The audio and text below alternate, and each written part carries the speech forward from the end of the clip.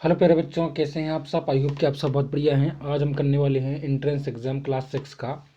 आप 5 में होंगे तो आपको कक्षा 6 में प्रवेश मिलेगा, तो उसी का जो आपका एग्ज़ाम होने वाला है कुछ दिनों में, उसके सॉल्व करने वाले हैं क्वेश्चन। तो हम इस वीडियो में मैथ के क्वेश्चन को सॉल्व करेंगे, और बाकी जो हिंदी और आपकी जो रीजनिंग है उसको डिस्क्रिप्शन में लिंक दे दूंगा, वहाँ से जाकर आप देख सकते हैं। ठीक है बच्चों, चलिए शुरू करते हैं। वीडियो को कंप्लीट देखें, प्रत्येक क्वेश्चन को कैसे हम सही और जल्दी से सॉल्व करेंगे आपको यहाँ पता चल जाएगा। ठीक है, चलिए शुरू करते हैं। देखिए, आज सबसे पहले आपको 20 क्वेश्चन दिए जाएंगे और प्रत्येक का जो अंक निर्धारित किया जाएगा वो 1.5 नंबर होगा, क्योंकि अब प्रत्येक जो क्वेश्चन है वो 1.25 का ही होता है, आई थिंक। ठीक है, तो चलिए शुरू करते हैं। 80 क्वेश्चन आपसे पूछे जाते हैं, मैथ के 20 क्वेश्चन आपसे पूछे जाएंगे। पहले 25 आते थे, अब जो है मैथ के आपसे 20 क्वेश्चन पूछे जाएंगे। ठीक है, वीडियो को लाइक और चलो सब्सक्राइब करें। यदि आपको क्लियर नहीं दिख रहा है तो वीडियो की क्वालिटी जो है इंक्रीज कर लें, इससे आपको साफ दिखे। ठीक है, पहला क्वेश्चन आपको दिख रहा होगा, 7 अंकों की बड़ी से बड़ी संख्या और 4 अंकों की छोटी छोटी संख्या में कितना अंतर है। अंतर मतलब होता है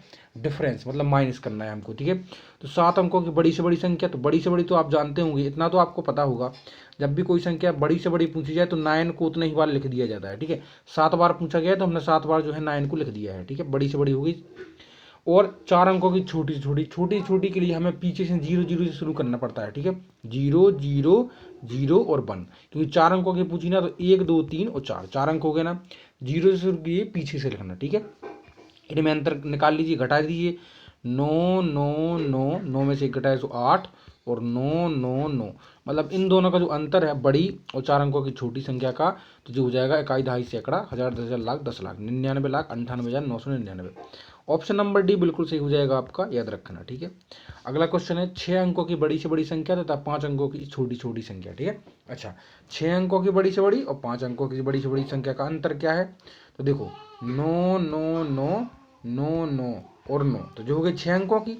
अब 5 अंकों की, 9 9 9 9 और 9, जो होगी 5 अंकों की। इसमें अंतर, अब अंतर मतलब डिफरेंस। ठीक है, घटाना है। 0 0 0 0 0 और 9, तो जो हो जाएगा आपका 9 लाख। तो 9 लाख कहाँ दिख रहा है, ऑप्शन नंबर डी में बिल्कुल आपका 9 लाख दिख रहा है। ऑप्शन नंबर डी बिल्कुल सही हो जाएगा। क्वेश्चन नंबर 43 आपसे कहा गया है, निम्न में से कौन सा 25 के बराबर नहीं। इसी तरह देखो क्वेश्चन आएंगे आपसे। ठीक है, कोई डिफिकल्ट नहीं है, आसानी से आप उनको सॉल्व कर सकते हैं। आप भी पेन कॉपी लेकर बैठे जिससे आप इनको क्लियर करें, आप भी इनको सॉल्व कर सकते हैं। ठीक है, निम्न में से कौन सा 25 के बराबर नहीं है। तो देखो, आप बिल्कुल इजी देख सकते हैं, ये जो है 25 के बराबर है। क्यों, कोष्टक की संख्या पहले सॉल्व की जाती है, यानी जो कोष्टक के अंदर है उसको पहले सॉल्व करेंगे। 100 में 4 का भाग देंगे। देखो बच्चों, इसमें 100 में 4 का भाग देंगे तो 25 आएगा। कितना, 100 में 4 का भाग देंगे तो 25 आएगा। और बाहर है 50 माइनस, 50 माइनस इसका आ गया 25, तो 50 माइनस हो गया तो 25 हो गया आपका आंसर। ठीक है, अगला है 20 प्लस 20 भागे 4, तो 20 भागे 4 आ गया 5। ठीक है, और 20 प्लस कर देंगे तो 25 जे आ गया। इसका भी आप सॉल्व करेंगे तो 25 आएगा। लेकिन जो ऑप्शन नंबर डी है, कौन सा, 24 प्लस, कोष्टक के अंदर 2 गुणा 1 है तो 2 एकम 2 हो जाएगा, तो 24 से 2 तो हो गया 26, यानी जो ऑप्शन नंबर डी उसमें 25 नहीं आ रहा है। यही आपसे पूछा था किसमें नहीं आएगा। ठीक है, इसको सॉल्व करते हैं। देखो बच्चों, इसको सॉल्व करेंगे तो पहले तो जो विषम मिश्र भिन्न है तो विषम भिन्न में बदल लो। 11 थी 33 और 7, 33 और 7 हो जाएंगे आपके 40। कितने हो जाएंगे, 40/11, और गुणा, तो 11/5 है तो 11/5 लिख लिया। ठीक है, इसको सॉल्व कर दो। 11 से 11 कट गया, और 5 एकम 5 और 5 अट्ठे 40, इधर बच गया 8, 8/1 हो गया। ठीक है, अब देखो क्या है, इसको कोष्टक के अंदर इस वाली सॉल्व कर लो। इधर है 3/7 गुणे एक्स, तो इधर हो जाएगा 3x/7। ठीक है, 3x/7 हो जाएगा, तो हम उसको लिख देते हैं भाग में 3x/7। ठीक है, बराबर में है 4/3, इतना हो गया। अब देखो, कोई भी भिन्न जो है गुण भाग में होती है तो हम गुणा लगा के उसको उल्टा करते हैं। ठीक है, तो इधर हम क्या करेंगे, इधर लगाएंगे हम गुणा और इस भिन्न को कर देंगे हम उल्टा। 3x/7 था ना, तो हमारा हो जाएगा गुणा लगा के 7/3x। ठीक है, 7/3x। अब आप इसको सॉल्व कर सकते हैं। तो वो 4 से कट गया जी 8, कट जाता है इस तरह। अगर मल्टीप्लाई में हो, बीच में हो बराबर, तो जो बगल बगल वाली संख्या कट जाएंगी। ठीक है, 4 से कट गया जी 2 बार में। ठीक है, 3 से ये 3 कट गया। ठीक है, हमारे पास क्या बचा इधर, देखो 7 दूनी 14, 14 बचा, और नीचे बचा केवल x। क्या बचा, x। इधर बचा 1 और 1। ठीक है, तो हमारे पास कंडीशन ये बची कि 14 बचा ऊपर, नीचे बचा x, इधर बचा 1 और 1। तो ठीक है, क्रॉस मल्टीप्लाई हो जाएगा, 1 का हो जाएगा 1 में, तो इधर आ जाएगा x, और 14 का हो जाएगा 1 में, तो 14 आ जाएगा x बराबर। ठीक है, यही जो है आपका सही आंसर है। कोई भी डाउट हो कमेंट बॉक्स में मुझे जरूर बताएं आप, ठीक है। अगला है 45, 60 और 75 का HCF और LCM का योग क्या होगा। योग मतलब इनका जोड़ क्या होगा, योग निकालना है, जोड़, ठीक है। आप HCF निकालना जानते हो कि भाग विधि से हम इसको निकाल देते हैं HCF को, ठीक है। सबसे बड़ी संख्या है 75, उस 75 से जो छोटी वाली संख्या है ना उसमें भाग दो, तो इससे छोटी कौन है 60, 60 से भाग दो, HCF निकालना है भी, ठीक है। 60 एकम 60, ठीक है, कितने बचे 15 बचे, और 15 का देंगे हम इसी में भाग जिससे हमने भाग दिया पहले 60 में, 15 चौको 60, मतलब कि 60 और 75 जो हमने शुरू में लिए थे उनका HCF जो कितना आ गया 15 आ गया, मतलब जिस संख्या से शून्य जीरो बचता है ना शेषफल वही HCF होता है, तो 15 से डिवाइड देने पर शून्य आ रहा वही HCF है, तो इसका तो आ गया 15। अब हम 45 जो बचा हुआ है, ठीक है 45, उसमें हम जो इन दोनों का HCF है उससे भाग देंगे, तो 45 में भाग देंगे हम किससे 15 से, 15 थी 45, कुछ नहीं बचा, जीरो बचा, इसका मतलब इन तीनों का जो HCF है वो है 15। अब हम तीनों का LCM ले लेते हैं, 45, 60 और 75, तो बच्चों 45, 60, 75 का जब आप LCM लेंगे आप तो ये आंसर का 900 आएगा, क्या आएगा 900, HCF है 15, तो दोनों को जोड़ेंगे तो हमारे पास 915 जो ऑप्शन नंबर सी बिल्कुल सही हो जाएगा। अब चलते हैं 46 क्वेश्चन पर। 46 क्वेश्चन हमसे बोलता है, क्या कहता है देखो, पहले तो हम कोष्टक की संख्या को सोल्व कर लेते हैं, 5/3 और 1/6 माइनस की है, क्रॉस मल्टीप्लाई कर लो, 6 का गुणा 5 में 6 पंचे 30, ठीक है, 3 का 1 में 3 एकम 3, और नीचे हो जाएगा 6 × 18, ठीक है, तो 30 - 3 हो जाएगा 27/18, जिन 9 से हम इसको छोटा कर लेते हैं, 9 दूनी 18 और 9 × 3 = 27, ठीक है, तो जो हो जाएगा 3/2। अब देखो, अब फिर से लिखो, 3/8 भाग था ना इधर, देखो इधर भाग है तो इधर गुणा लगा लेंगे, और इधर 3/2 आ रहा था ना बच्चों, इसका आंसर 3/2, तो गुणा लगा के 2/3 हो जाएगा, ठीक है, और प्लस में है 5/8। इसको सॉल्व कर लो, 3 से 3 कट गया, और 2 एकम 2 और 2 दूनी 4, तो 2 2 चौको 8, तो इधर बचा हमारे पास 1/4 प्लस 5/8। इसको भी क्रॉस मल्टीप्लाई से आप सॉल्व कर सकते हैं, क्रॉस मल्टीप्लाई सॉल्व करेंगे तो कितना आएगा बच्चों, तो आपका आंसर आ जाएगा 7/8, याद रखना ऑप्शन नंबर 3 जो तीसरा है बिल्कुल सही हो जाएगा। यदि 15 - 15 भागे 15 × 6, तो देखो बच्चों पहले भाग करते हैं ना, पहले भाग करेंगे फिर मल्टीप्लाई करेंगे फिर जोड़ करेंगे फिर घटाना करेंगे, यदि किसी क्वेश्चन में एक साथ आ गए तो, ठीक है, तो इधर हम भाग करेंगे, तो 15 भागे 15 तो 1 हो जाएगा, तो 15 - 1 × 6, अब हम गुणा करेंगे तो 6 एकम 6, तो 15 - 6 तो हो जाएगा 9, 15 - 6 = 9। अगला 48 क्वेश्चन है 0.9, तो हम लिख लेते हैं 0.9, और डिवाइड में है 0.3 और 0.3, तो इसको मल्टीप्लाई करेंगे अगर हम, तो 3 × 3 = 9 तो आना ही है, लेकिन दशमलव के बाद एक संख्या इधर है एक संख्या इधर है, तो टोटल हो जाएगी 2, तो 9 तो आना ही है, तो टोटल 2 संख्या हो जाएंगी, तो इधर लग जाएगा जी दशमलव, ठीक है, 0.09। अब दशमलव, अब इसको भाग भी करेंगे, दो कैसे करेंगे, ऊपर है 0.09 सॉरी 0.9 और नीचे हमने इन दोनों को रख दिया। अब देखिए दशमलव के बाद एक संख्या है, दशमलव के बाद दो संख्या है, तो हम क्या करते हैं जो इसमें कम है उसमें 0 लगा लूँ, लगा दिया 0, अब वहीं बराबर बराबर, और दशमलव से दशमलव हटा दूँ, अब हटा दूँ, ठीक है, अब बची ऊपर 90 और नीचे बची 9, तो 9 से 9 90 काटेंगे तो 10 आ जाएगा, तो ऑप्शन नंबर 10 कहाँ है आपका, ऑप्शन नंबर डी में जो बिल्कुल सही है, ठीक है। यदि एक संख्या बी एक अन्य संख्या सी से, अच्छा इसको देखो अच्छा क्वेश्चन है, इस प्रकार से क्वेश्चन जो इस प्रकार के क्वेश्चन कर लेगा वही बाजी मारता है, याद रखना, ठीक है। यदि एक संख्या बी एक अन्य संख्या सी से 10% कम है, तो 3 लोग हैं भाई अपने पास, ए है बी है और सी है, ठीक है, लेकिन वो बोल रहा कि सी जो है 150 से 5% अधिक है। अब 150 से 5% अधिक मतलब 150 का आप 100% और 105% निकाल लो। जब भी आपसे इस तरह पूछे किसी संख्या का 10% अधिक तो उसका 110%, 15% अधिक तो 115%, अगर वो मुझे कि 32% अधिक तो 132% निकाल लो, ठीक है, तो उस परसेंट निकालना आप जानते होंगे, तो 150 का 105/100, तो आप 105% निकाल लें, तो जब उसका डायरेक्ट ही 5% अधिक हो जाएगा, ठीक है। यदि आप इसको निकालते तो आपका 157 आपका आ जाता 157.5, ठीक है, 157.5 जो है आपका सही आंसर आ जाता। तो सी तो है 157.5, ठीक है, उसने बोला ही है कि 150। अब बी जो है आपका सी से 10% कम है, इसका 10% कम, 157.5 का 10% कम। अब जब भी 10% कम बोले तो उसका 90% निकाल लूँ, अगर वो 15% कम बोले तो 85% निकाल लूँ, ठीक है, 100 से घटा दूँ।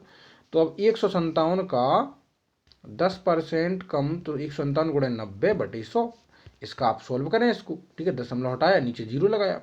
इसको जब आप सॉल्व करेंगे तो आपका सही आंसर हो जाएगा 141.75, ठीक है। 175 ग्राम का 10% का 5%, तो 175 का 10% हो जाएगा 17.5। कहेंगे सर आपने कैसे निकाल लिया? किसी भी संख्या का 10% या तो उसके पीछे 0 हो तो वो हटा दो, ठीक है, एक। यदि 0 नहीं है तो पीछे से एक संख्या बाद दशमलव लगा दो। तो देखो 175 था तो पीछे से एक संख्या बाद दशमलव लगा दिए, तो टोटल हो गया 175 गुणे 10%, तो 117.5।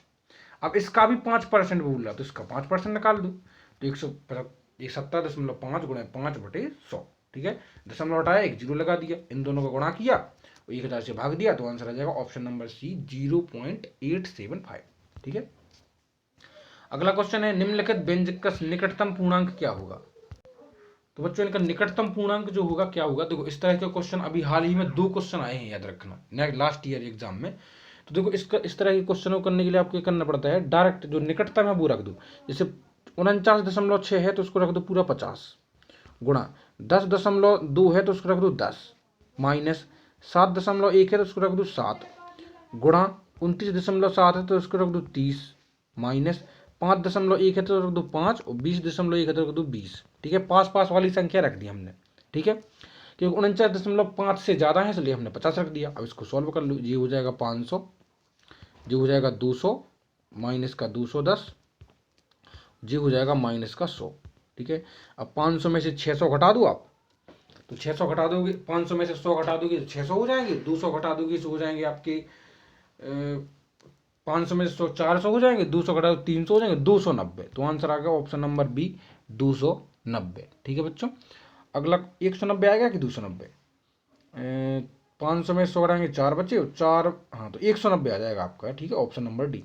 अगला है एक पार्क 1500 मीटर लंबा और 700 मीटर चौड़ा है। तो पार्क जो इस प्रकार है, जी हो जाएगा 1500 और जी हो जाएगा 750।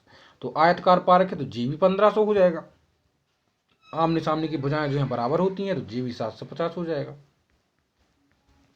यानी इसका एक चक्कर अगर आप लगाएंगे, यहाँ से अगर शुरू करेंगे तो यहाँ तक 1500, 750, 1500, 750 जोड़ दो चारों को।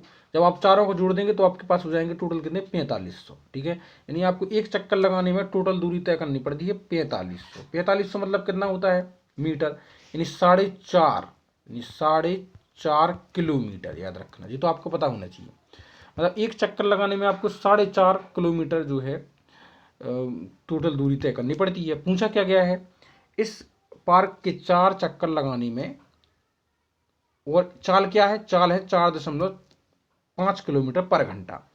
तो मतलब पर इसका चाल का मतलब पता क्या होता है, चाल का मतलब ये होता है कि वो 4.5 किलोमीटर 1 घंटे में तय कर रहा है, याद रखना, 1 घंटे में। टोटल दूरी, उसको टोटल दूरी थी, आपने एक चक्कर की टोटल दूरी थी 4.5 किलोमीटर, 1 घंटे में वो तय कर रहा है 4.5 किलोमीटर। आपको लगाने हैं 4 चक्कर। जब 4 चक्कर कितनी देर में लगाओगे, जब एक चक्कर मान लीजिए 1 घंटे में लग जाएगा, क्यों, टोटल दूरी और 1 घंटे में तय की गई दूरी बराबर है, तो 1 घंटे में इतनी ही दूरी तय करेगा वो। 4 चक्कर लगाने हैं तो 4 किलोमीटर पर घंटा की स्पीड होनी चाहिए, याद रखना। तो 4 घंटे में वो टोटल 4 चक्कर लगा लेगा। आई होप कि आपको क्लियर हो चुका होगा। एक पक्षियों के एक झुंड के 1/4 पक्षी नदी के किनारे पर हैं, तो टोटल कितने हैं पक्षी, मान लीजिए हमने मान लिए पक्षी कितने, एक्स।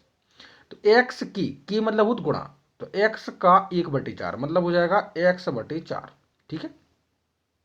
किनारे पर हैं और झुंड के 1/5 भाग के पक्षी अपने घोंसले में हैं, ठीक है। 1/5 मतलब इसका भी हमने एक ऐसा लिख लिया। तो टोटल इन दोनों को जोड़ दो, बाकी पक्षी भोजन की तलाश में घूम रहे हैं, याद रखना, ठीक है। तो पहले इन दोनों को जोड़ दो कि पक्षी हैं कितने आखिर, वो घूम रहे हैं उनको छोड़ दो, तो इतने हैं, देखो कितने, इनको सॉल्व करो अगर, तो सॉल्व इस तरह से हो जाएंगे, इसको क्रॉस मल्टीप्लाई कर दो, 5x + 4x और नीचे हो जाएगा 4 पंचे 20, तो टोटल हो जाएगा 9x/20। तो 20 में से 9x पक्षी हैं अभी मौजूद, घूमने के लिए गए कितने, तो 20 में से 9 हैं, तो टोटल इसमें से घटा दो 20 में से, तो 11x/20 जो है घूमने के लिए गए भोजन की तलाश में, और ये यही जो है बराबर है किसके, 22 के।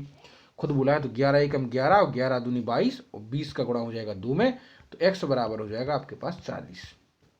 दिमाग लगाइए, ठीक है। अमित ने एक मेज को 1200 रुपये में खरीदा, 200 रुपये व्यय किए, तो टोटल उसने खर्चा किए 1400, याद रखना। ठीक है। बेच दिया 1680 में, जब 1400 में खरीदा 1680 में बेच दिया, तो 280 जो है आपको एक लाभ मिल गया। तो लाभ गुणे 100 बटे क्रय मूल्य, मतलब जो खर्चा किया तो 1400 खर्चा किया था, लाभ 280 मिल गया, तो गुणा लाभ क्रय मूल्य वो निकाल दो आप। लाभ प्रतिशत तो 0 से 0 कट गया, 0 से 0 कट गया, 14 दूनी 28, तो 20% जो है आपको लाभ हो जाएगा। ठीक है। एक वर्ग और एक आयत का परिमाप है समान। वर्ग की भुजा आपको पता है चारों भुजाएं बराबर होती हैं, वर्ग की एक भुजा दी हुई है कि 16 है, 16 है, 16 है और 16 है। जब एक भुजा दी तो चारों भुजाएं वर्ग की 16 16 16 16 होंगी, यानी इसके चारों की भुजाओं का जोड़ कितना हुआ, 16 चौको 64। ठीक है, 64 हुआ। लेकिन उसने बोला आयत और वर्ग की परिमाप बराबर है, मतलब जितनी भुजाएं का जोड़ आयत का है उतनी भुजाएं का वर्ग का है। अब वर्ग का तो 64 है, इसका मतलब आयत का भी 64 होगा। ठीक है, लेकिन आयत की आमने सामने की लंबाई बराबर होती है। तो इसमें आयत में क्या है, इसने कहा आयत की लंबाई है 18। ठीक है, तो हमने रख दी 18 और 18, ये भी 64 है, उसने बोला है ना, पहले ही बोला है। ठीक है, ये भी 64 है, तो 18 18 हो गए 36, 36 हो गए। और अगर हम 64 में से माइनस करेंगे 18 18 और 36 को, तो बाकी बचेंगे हमारे 28, तो 14 हो जाएगा जी, और 14 हो जाएगा जी, तो हो गया ना 28। तो इसका मतलब 14 मीटर जो है उसकी लंबाई है। अगला है 8 मीटर लंबी 6 मीटर चौड़ी और इसकी दीवार बनाने हेतु इतनी ईंटें चाहिए, जबकि एक ईंट की माप जी है। कितनी ईंटें लगेगी, बिल्कुल इजी है। इस तरह से आंसर करने के लिए आपको पहले तो यूनिट सेम होनी चाहिए। 25 सेंटीमीटर, 11 सेंटीमीटर और 6 सेंटीमीटर, तो इसको भी सेंटीमीटर बदल लूँ। 8 मीटर मतलब 800 सेंटीमीटर, 6 मीटर मतलब 600 सेंटीमीटर और 22.5, तो ये तो है ही मीटर में। ठीक है, इसके बाद जो आपको क्या है, ईंट का क्षेत्रफल दिया गया है उसको नीचे रख दो, वो तो है ही सेंटीमीटर में, तो 25 गुणे 11.25 और जो हो जाएगा 6। ठीक है, तो इसको सॉल्व कर दीजिए। देखो 11.25 से 22.50 कट जाएंगे 2 बार में। ठीक है, याद रखना। ठीक है, तो 2 बार में जी कट गए। ठीक है, 6 से जी कट जाएंगे आपके 100 बार में, 600, और 25 से कट जाएंगे जी आपके 32 बार में।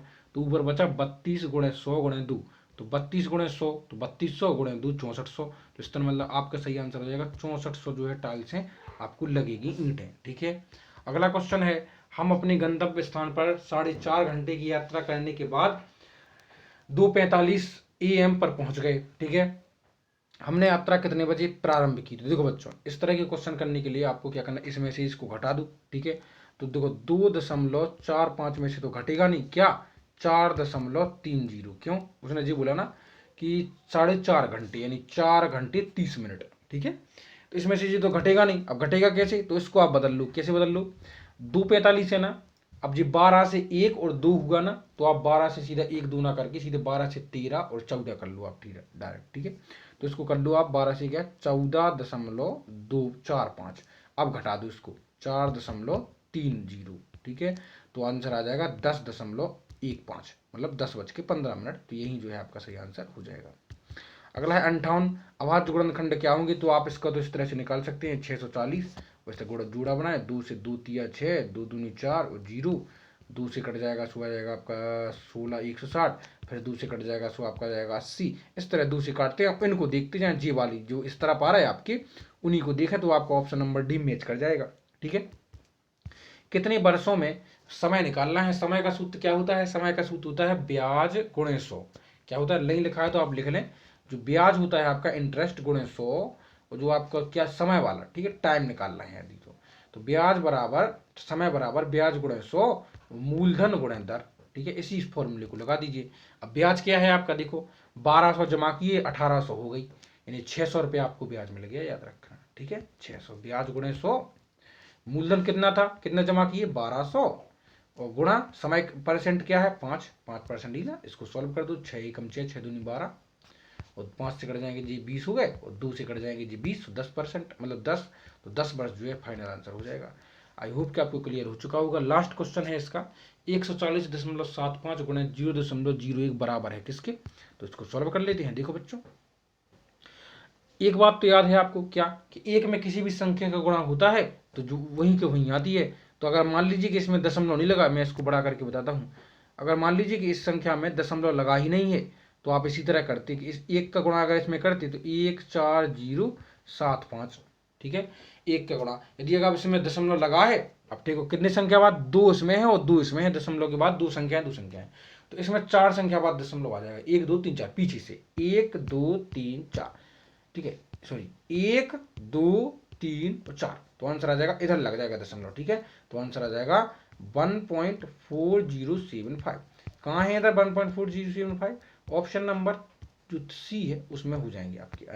आई होप कि आपको क्लियर हो चुका होगा। वीडियो को लाइक और चलो सब्सक्राइब करें, और डिस्क्रिप्शन में लिंक है और वहां से जाकर आप चेक कर सकते हैं अन्य सब्जेक्ट की। कमेंट बॉक्स में अपना नाम जरूर लिखें, डाउट जो है वो लिखें। टेक केयर बच्चों, चैनल को सब्सक्राइब जरूर कर दें। ओके।